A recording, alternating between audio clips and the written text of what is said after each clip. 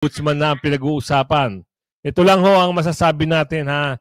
Kahit presidente ka pa, kahit VP ka pa, kahit kung sinong Prince Pilato ka pa, pag ombudsman ang kalaban mo, wala na. Finish na. Ha? Was within legal bounds, lahat naman yan according to law. Kaya, it's actually the complaint itself, parang nawiyadan ako kasi hindi naman committee report. But why the haste? Why not wait for the committee report? Kasi that's a committee investigation. What was contained was the chairman's report. Bisa na ko siguro na ako diya sulod. 55 days na po ba ya? Ha? Too much. Wala pa ba? Wala. Sir, kasi imong message para sa mga kababayan nato na nagsuporta sa imo actually. Sa currently, sir, ang PDP laban na sila'y gibuhat na murag political gathering. Salamat kayo sa mga Pilipino, labi na sa mga Davao yung nagsuporta sa ako. Hangtod karon, salamat sa inyong pagsali. Kung yan na po dito ipapa si Presidente, gusto niya one word lang, salamat daw. Yes. Magandang hapon muli sa ating mga kasama. Nandito na naman si Kuya Goods nagbabalik. At syempre, kung hindi ka pa nakasubscribe sa ating channel, pa-subscribe na lang po at hit mo na rin yung bell para lagi kang updated sa ating mga video. Ano meron? Walang forever. Kita nyo na. Happy kayo noon ngayon. Iyak later. O kulong later. Yan ang sabi dito. Karma ni Hire. Dumating na. Ang daming kaso ang mama. Sandamakmak na Sandamakmak na kaso na ho ang ang inaakit sa kanya. Yung una yung negosyante. Ngayon eto, si Ate Amy nagsimula na rin. May backup ni BP Sara. Nako. Matatakasan nyo kaya itong kaso na ito? At meron pa yung nangingitim. Nagyabang-yabang na. Anak ng bugi naman. Ano sabi? Magsusumite ng counter affidavit. Gawin nyo lang. Nasa inyo naman yan eh. Kaya nga sabi ko nga sa inyo, nakalike ka na ba? I-like mo na yung video natin. Share mo. Para mas maganda, i-share mo. Bago tayo magsimula ng ating talakayan, isang like, isang share, samahan mo ng subscribe at i-bell all nyo po para nakakatanggap ko yon ng notification. Happy! Happy ka na mga kasama? Dahil dito sa nangyayari ngayon, mukhang karma. Digital is real. Ano meron? Ito.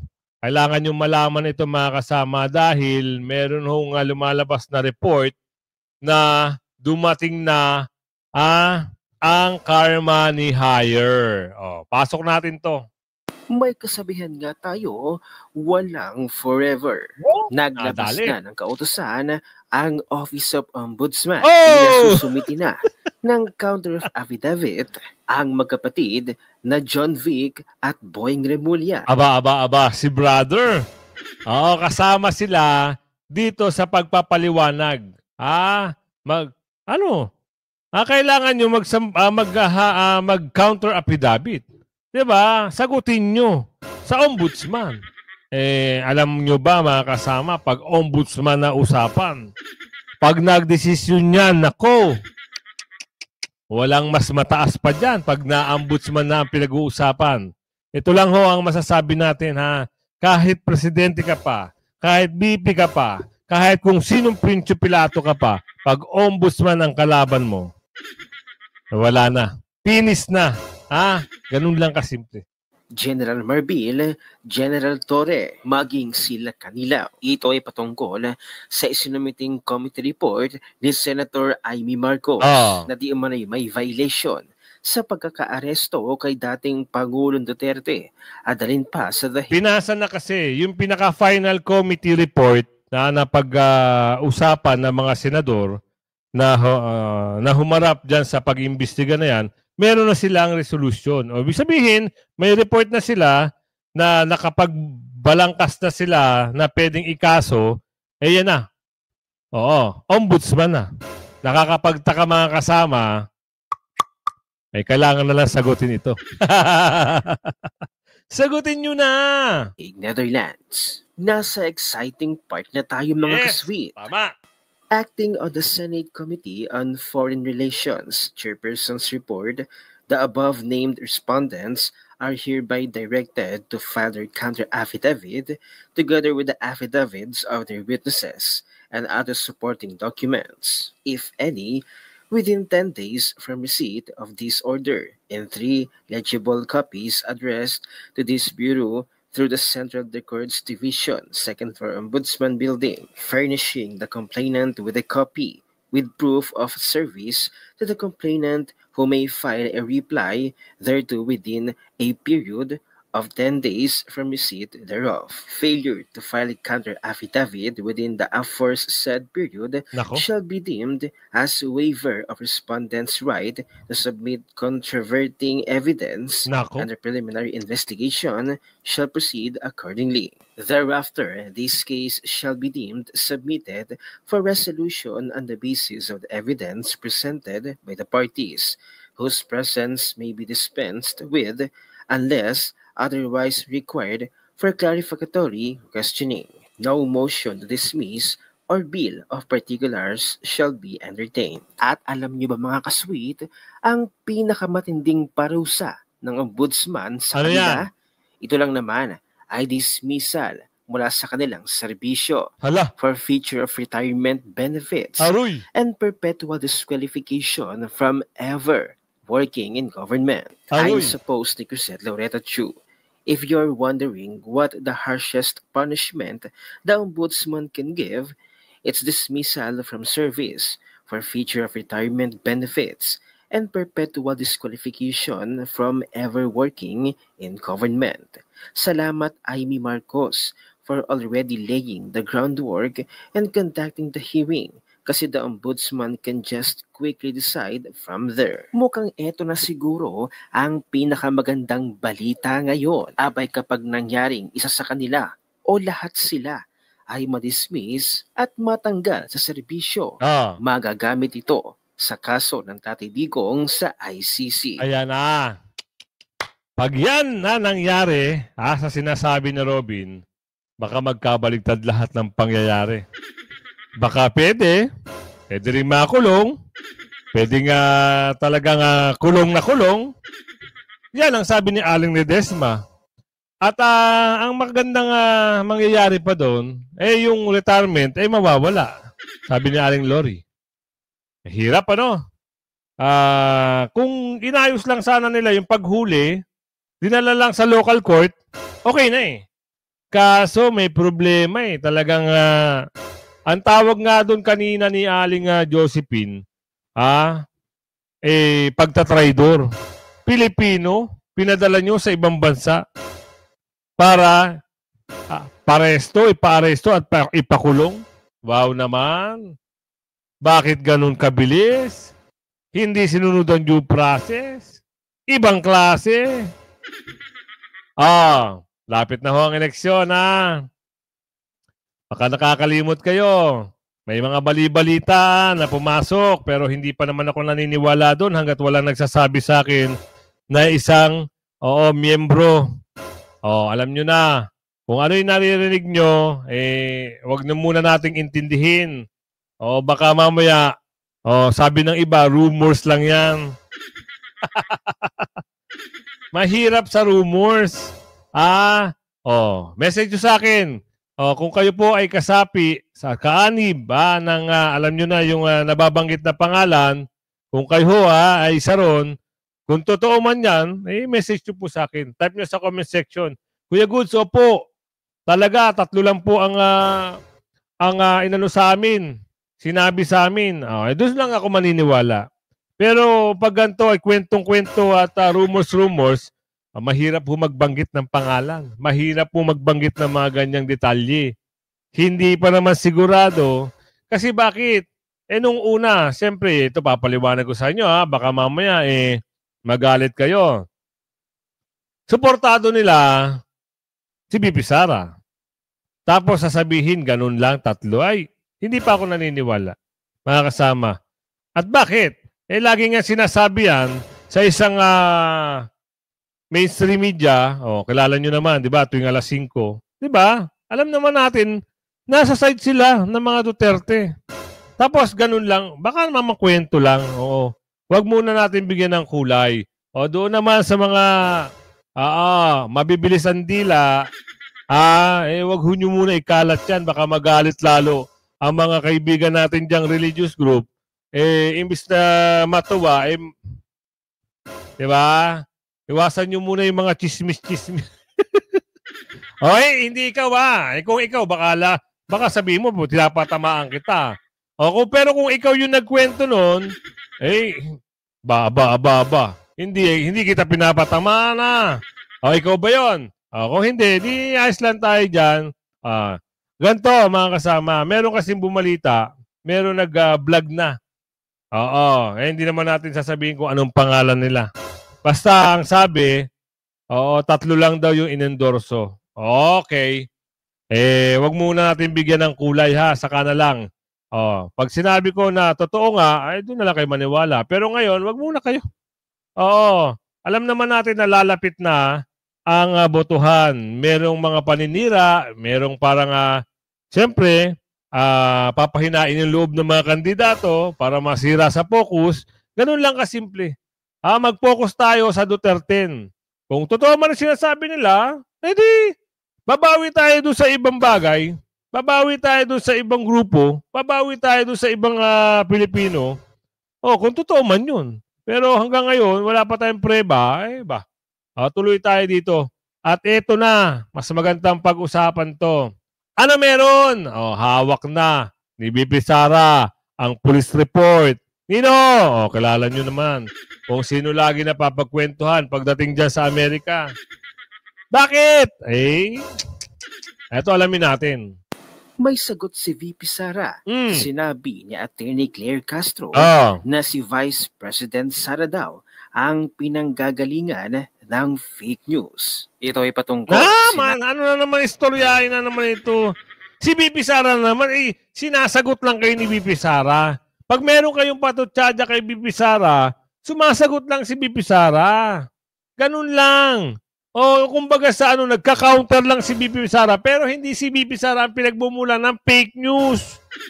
Dahil kayo, ang bilis nyo magpa-press con.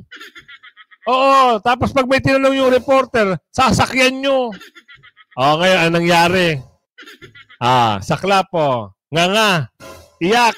Nasaktan kayo pag sinabi si VP Sara ang rumesbak. Sakit ninyo. Ganun ba? Pag kayo, okay lang. Pag mga Duterte at Calyado, bawal. Ito naman si Andero. Nabi ni Vice President Sara kamakailan sa kanyang panayam ng media. Nakasama si Liza Marcos sa isang kwarto kung saan may nasawing Pilipino dahil na overdose sa paggamit ng ipinagbabawal na gamot. Aruya, guya. Sara, huwag na daw tayong makinig kay Claire Castro na pinsan ni Franz Castro. Talagang nang asar na naman si VP Sara. Huwag nga daw makinig sa pamilyang Castro dahil ang kanilang pamilya ay garbage in, garbage out, basura. Ang lumalabas palagi sa alam niyo naman ang basura, dapat hindi niyo itatabi yan. Kasi umaalingasaw yan. Ang baho-baho niyan. Pag mga basura, ang mga nagsasalita, huwag nyo na intindihin. Dahil nga, sabi niya, ni BP Sara, basura ang lumalabas sa bibig. Ang sakit. Nag-aral. Kanilang mga bibig.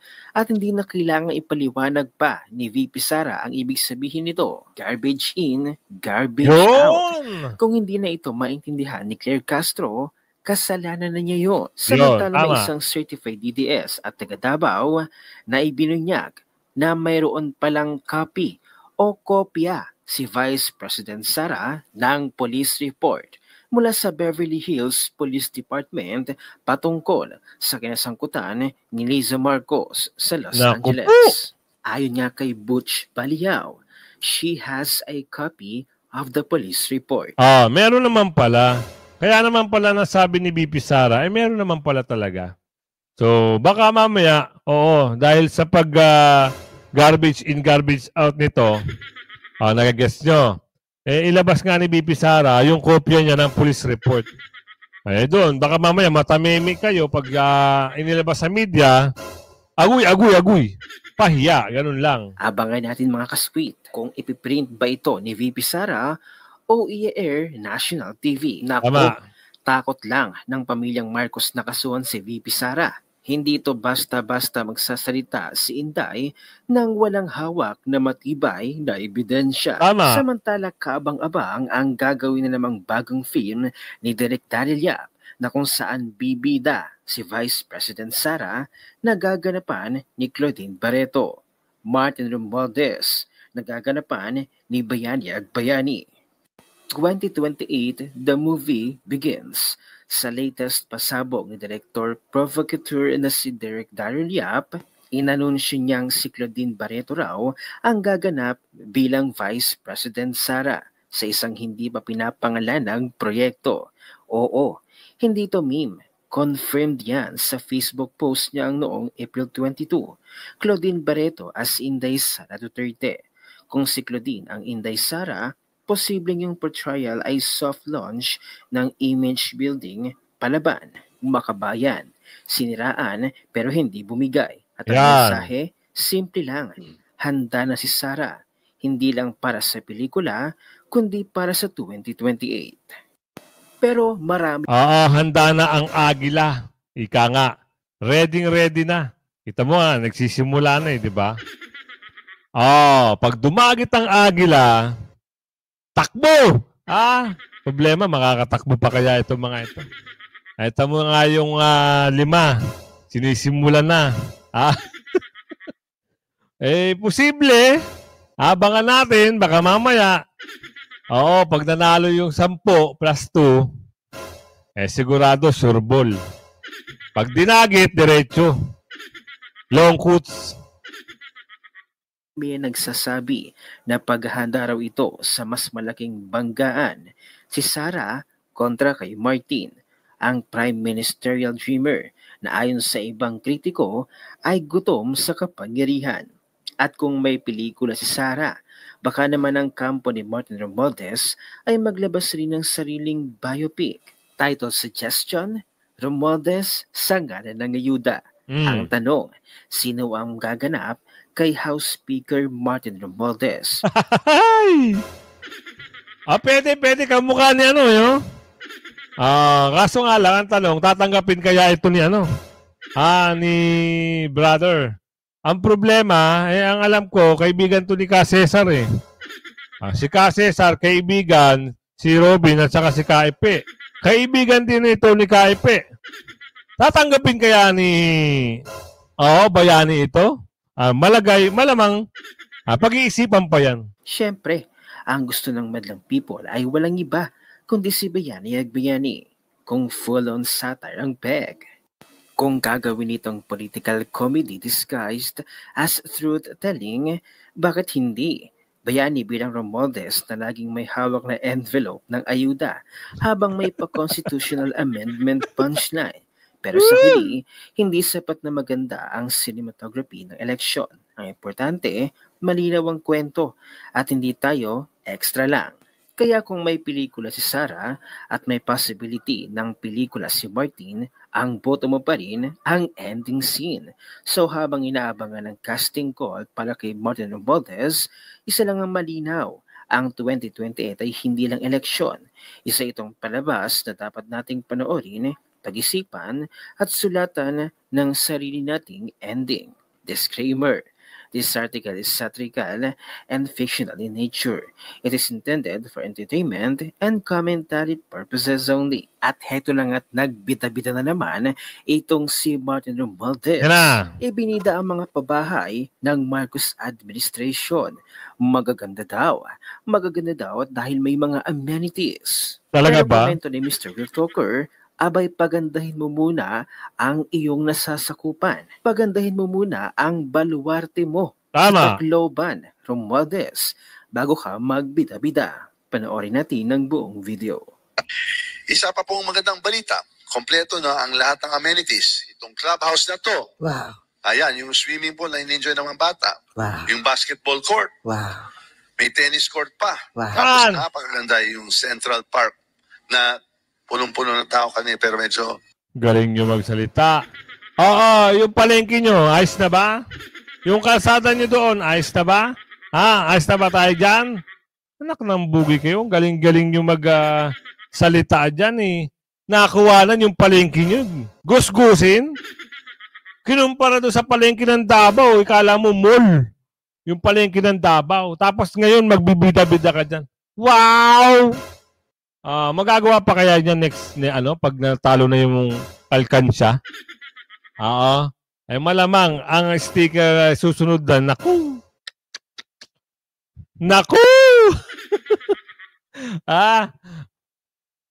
mainit pa ngayon pero mamayang hapon babalik sila dyan daw. Mainit. Mamayang hapon. Lagyan nyo ng bubong para hindi mainitan. Eto, may pag-uusap dito mga kasama ha. Kayo na huhusga ha kung ano na naman to. Ano na naman yan? Ano na istoryahin na naman ito? Tuloy. Comment ako sa media activity. Ano pong mangyayari? Sasagot ka. We will answer. Sir, ano po yung lalamanin nito sa sasagutin namin yung bawat issue na nilabas doon. Everything that happened was within legal bounds. Lahat naman yan according to law. Kaya, it's actually the complaint itself. Parang nawiyadan ako kasi hindi naman committee report. But why the haste? Why not wait for the committee report? Kasi that's a committee investigation. What was contained was the chairman's report. So that's a little strange. But anyway, we'll answer it. So do you think this will be enough for Senator Ivy once na you submit your explanation? Pagtapos ng election, tama na yun. Kasi parang in-aid lang yan. Parang gusto lang talaga makakuha ng publicity. Talaga ba? Ay, abangan natin. Oo, Amy. Baka gusto mo pala daw kumuha ng publicity. Ito sabi sa video ha. Abangan natin. Sabi nga, ika nga, pagtapos ng eleksyon, tignan natin. Ang problem, eto na. Pumasok na yung 10, pumasok pa si Ate Amy, pumasok pa yung inendorso ni Tatay Digong, o alinman, sa inendorso ni Tatay Digong o inendorso ni Bibi Sara, pumasok lahat. Tapos meron pa kayong usapin sa ombudsman. Nako. Parang mahihirapan ata. Halos tapos lahat ng mga durobo wala nang saysay. Hindi na makabalik sa kanilang mga career o political career. Sino kakampi nyo? Sabi ni Aling Ledesma. Sa election. Ano tayo magagawa? Sir, yung kay Pulong po, meron din daw pong complaint na pinayos po sa parang yeah, I was told about it. There's also a CCTV, but Pulong is saying na baka daw fake po with you. Yeah, we will look into it. We'll let the prosecutors handle it. Hindi naman ako nag-dictate ng gagawin ng prosecutor. We give enough leeway and very transparent ang process dito sa DOJ. Sir, on Friday po si Bibi Sara is scheduled for a PI dito po sa DOJ. Okay. Meron po bang special preparations? Meron po bang yung kampo niya? Well, she will have the PSG with her here. Open naman sila, pero sila pumunta rito to secure the premises. And, it's going to be the call of the Prosecutor General. Hindi po ako nag-handle ng preliminary investigation. Sir, ang Sonke, meron po pa tayo Ang Sonke, I will be meeting with some of the police officers this afternoon. Tatanong ko na rin. Possible pa ba, sir, na maibalik yung ransom money? Kasi may ilang conversation na Yan ang sinasabi ko sa police. Dapat hanapin nila yung ibang usapin na yan. Huwag na natin intindihin yan. Maganda. Ito kay Congressman Pulong. Merong bagong update kay Tatay Digong. Kong Pulong, ginawang ka na naman yung chismis ng mga yung kalaban. Hinedbam mo raw yung bugaw. Tapos, nagkwento roon sa mga bulager, pinakalat, umabot mga sa stream. Pinapasama ka tuloy. Ang sabi ko naman, pag ikaw ay magaling na leader at ayaw mo mahaluan na mabulok ang iyong bayan o lungsod, talagang aaksyonan mo kasi magaling kang leader eh. Di ba? Lalo na yung lalaki nagbebenta ng laman. Bugaw nga. Pangit yun. Tsaka masama yun. Sa mata ng tao, sa mata ng batas, sa mata ng taga-taas. Masama yun. Hindi makatuwiran yun. Tama lang yung Kong Pulong yung ginawa mo. At ngayon, Kong Pulong, bigyan mo kami ng update patungkol dito kay Tatay Digong. Okay lang ba si Tatay ngayon? At kailan uuwi? May balita ka ba? So far, okay man siya. Medyo namayat. Okay. Kumbaga nga makaon. No, magyapon. Normal massage. Ayan ko kasi sa likod na karon, yung likod. O gusto niya ipabot sa mga Pilipino na don't worry daw about him because he was born to sacrifice. Yung? So sa mga pa daw sa umpisa para sa taong bayan yung sacrifice. Sir, hindi pa kumakain si dating Pangulo, sir? Gakaon siya pero karon medyo namayat. Kita na ko namayat. Ito kung gisultian na kaugdagan. Sir, kumusta yung medical, sir? Kompleto yung tambal? Healthy siya. Okay siya. Pero namayat lang. Stress siguro, sir. Hulong na siya. Bisa ako siguro na ako diya sulod. Or lucky. 55 days na po ba ya? Ha? It's too much. Wala pa ba? Wala. Sir, kasi imong message para sa mga kababayan nato na nagsuporta sa imo actually. Sa currently, sir, ang PDP laban na sila'y gibuhat na murag political gathering. Salamat kayo sa mga Pilipino, labi na sa mga Dabawin yung nagsuporta sa ako. Hangtod karon, salamat sa inyong pagsali. Kung yan na po dito ipapa si Presidente, gusto niya one word lang, salamat daw.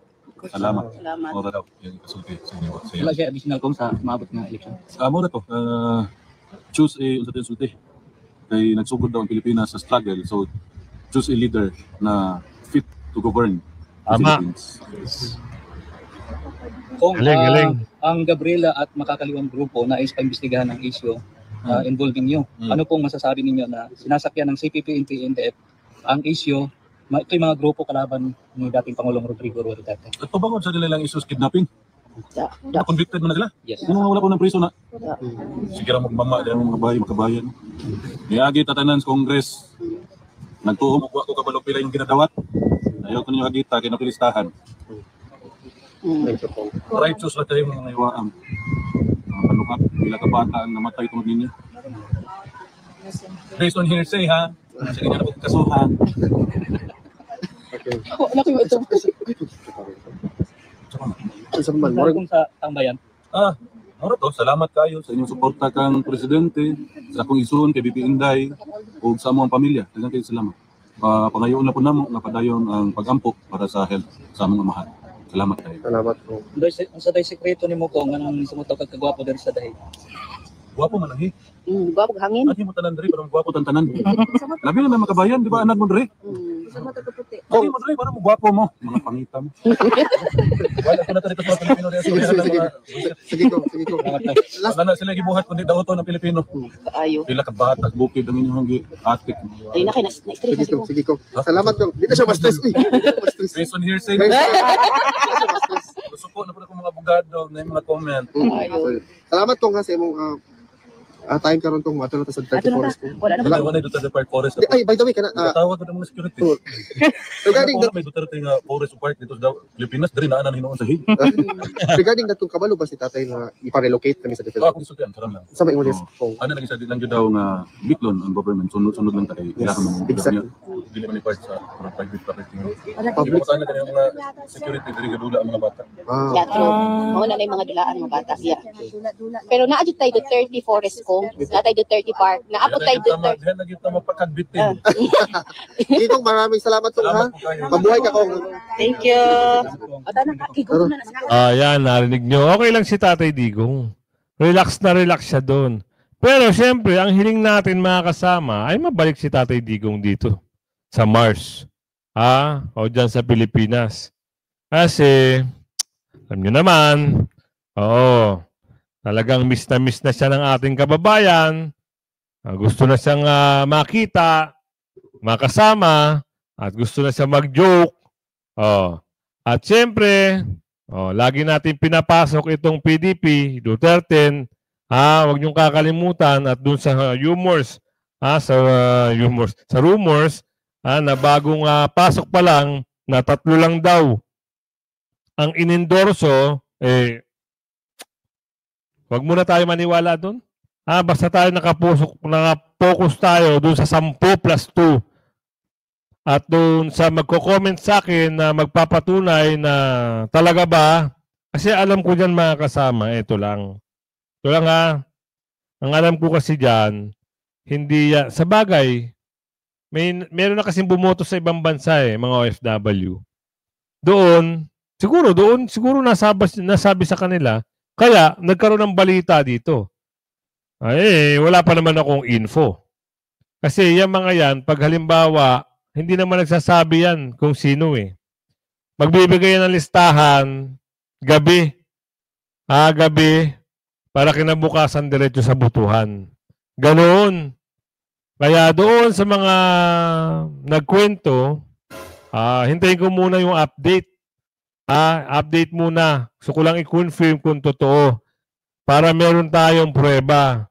Kasi yan, baka imbis na matuwa, iboto yung Duterte, pinakalat ng mga tsismoso, yan na, mas lalong nagalit. Ang hirap, di ba? Ang saklap. Kaya ito, wait lang tayo ng impormasyon dun sa magko-comment sa akin.